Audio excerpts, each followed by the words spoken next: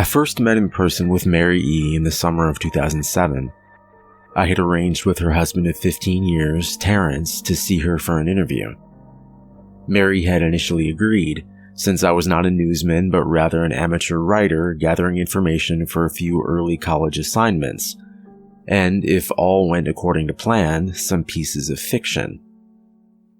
We scheduled the interview for a particular weekend when I was in Chicago on unrelated business, but at the last moment Mary changed her mind and locked herself in the couple's bedroom, refusing to meet with me. For half an hour, I sat with Terrence as we camped outside the bathroom door, I listening and taking notes while he attempted fruitlessly to calm his wife. The things Mary said made little sense but fit with the pattern I was expecting. Though I could not see her, I could tell from her voice that she was crying, and more often than not, her objections to speaking with me centered around an incoherent diatribe on her dreams. Her nightmares.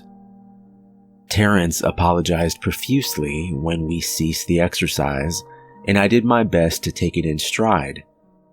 Recall that I wasn't a reporter in search of a story, but merely a curious young man in search of information. Besides, I thought at the time I could perhaps find another, similar case if I put my mind and resources to it. Mary E. was the system operator for a small Chicago-based bulletin board system in 1992 when she first encountered Smile.jpg, and her life changed forever. She and Terrence had been married for only 5 months. Mary was one of an estimated 400 people who saw the image when it was posted as a hyperlink on the BBS, though she is the only one who has spoken openly about the experience. The rest have remained anonymous, or are perhaps dead. In 2005, when I was only in 10th grade, Smile.jpg was first brought to my attention by the burgeoning interest in web-based phenomenon. Mary was the most often cited victim of what is sometimes referred to as Smile Dog. The being Smile.jpg is reputed to display. What caught my interest, other than the obvious macabre elements of the cyber legend and my proclivity towards such things, was the sheer lack of information, usually to the point that people don't believe it even exists other than as a rumor or hoax. It is unique because though the entire phenomenon centers on a picture file, that file is nowhere to be found on the internet. Certainly many photo-manipulated simulacra litter the web, showing up with the most frequency on sites such as the image board 4chan, particularly the LXL-focused paranormal subboard.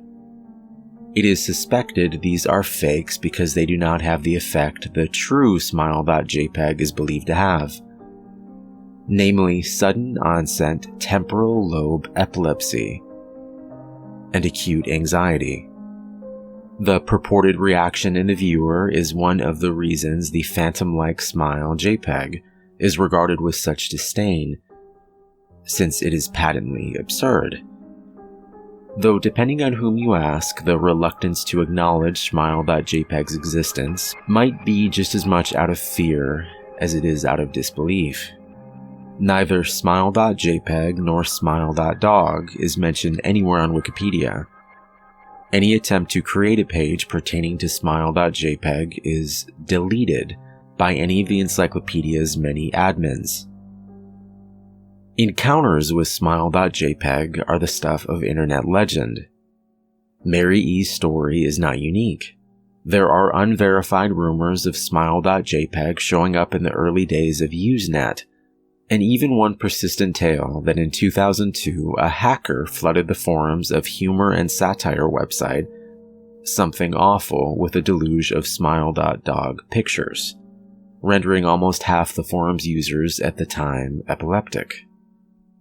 It is also said that in the mid to late 90s that Smile.jpg circulated on Usenet and as an attachment of a chain email with the subject line, "Smile, God loves you." Yet despite the huge exposure these stunts would generate, there are very few people who admit to having experienced any of them, and no trace of the file or any link has ever been discovered. Those who claim to have seen Smile.jpg often weakly joke that they were far too busy to save a copy of the picture to their hard drive. However, all alleged victims offer the same description of the photo. A dog-like creature, usually described as appearing similar to a Siberian husky, illuminated by the flash of the camera, sits in a dim room. The only background detail that is visible being a human hand extending from the darkness, near the left side of the frame. The hand is empty, but is usually described as beckoning. Of course, most attention is given to the dog, or dog creature, as some victims are more certain than others about what they claim to have seen. The muzzle of the beast is reputedly split in a wide grin, revealing 2 rows of very white, very straight, very sharp, very human-looking teeth. This is, of course, not a description given immediately after viewing the picture, but rather a recollection of victims, who claim to have seen the picture endlessly repeated in their mind's eye during the time they are, in reality, having epileptic fits. These fits are reported to continue indeterminably, often while the victims sleep, resulting in very vivid and disturbing nightmares. These may be treated with medication, some being more effective than others. Mary E., I assumed, was not on effective medication.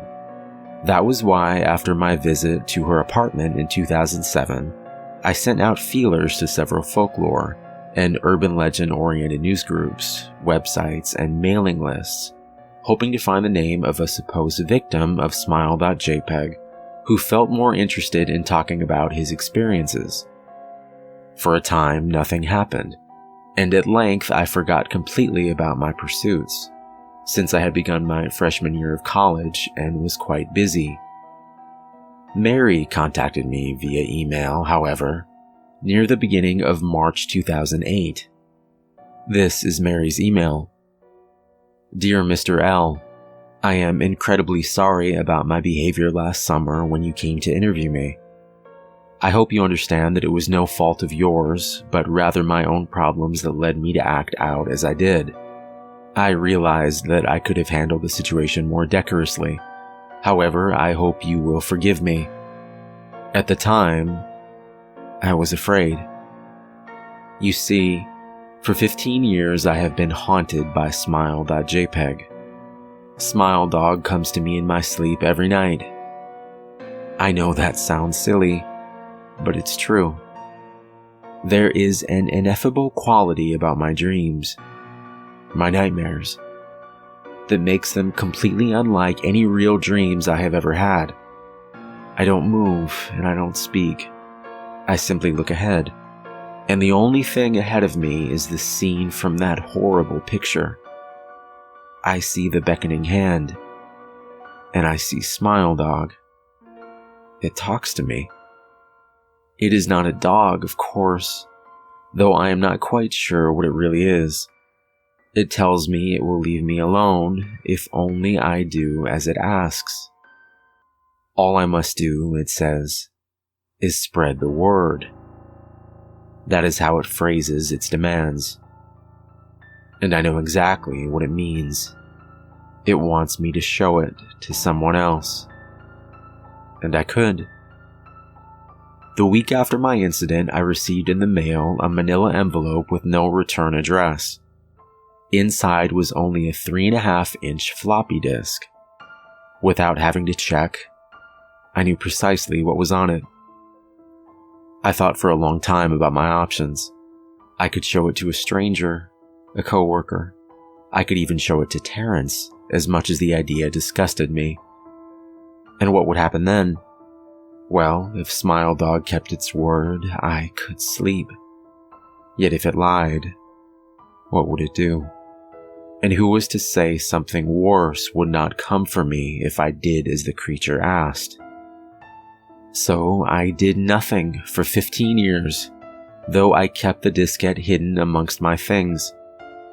Every night for 15 years, Smile Dog has come to me in my sleep and demanded that I spread the word. For 15 years I have stood strong, though there have been hard times. Many of my fellow victims on the BBS board where I first encountered Smile.jpg stopped posting. I heard some of them committed suicide. Others remained completely silent, simply disappearing off the face of the web. They're the ones I worry about the most. I sincerely hope you will forgive me, Mr. L. But last summer when you contacted me and my husband about an interview, I was near the breaking point. I decided I was going to give you the floppy disk. I didn't care if Smile Dog was lying or not. I wanted it to end. You were a stranger, someone I had no connection with, and I thought I wouldn't feel sorrow when you took the disk as part of your research and sealed your fate. Before you arrived, I realized what I was doing. I was plotting to ruin your life. I couldn't stand the thought, and in fact, I still cannot. I am ashamed, Mr. L, and I hope that this warning will dissuade you from farther investigation of Smile.jpg. You may in time encounter someone who is, if not weaker than I, then wholly more depraved. Someone who will not hesitate to follow Smile Dog's orders. Stop while you are still whole. Sincerely, Mary L. Terrence contacted me later that month with the news that his wife had killed herself. While cleaning up the various things she'd left behind, closing email accounts and the like, he happened upon the above message. He was a man in shambles. He wept as he told me to listen to his wife's advice.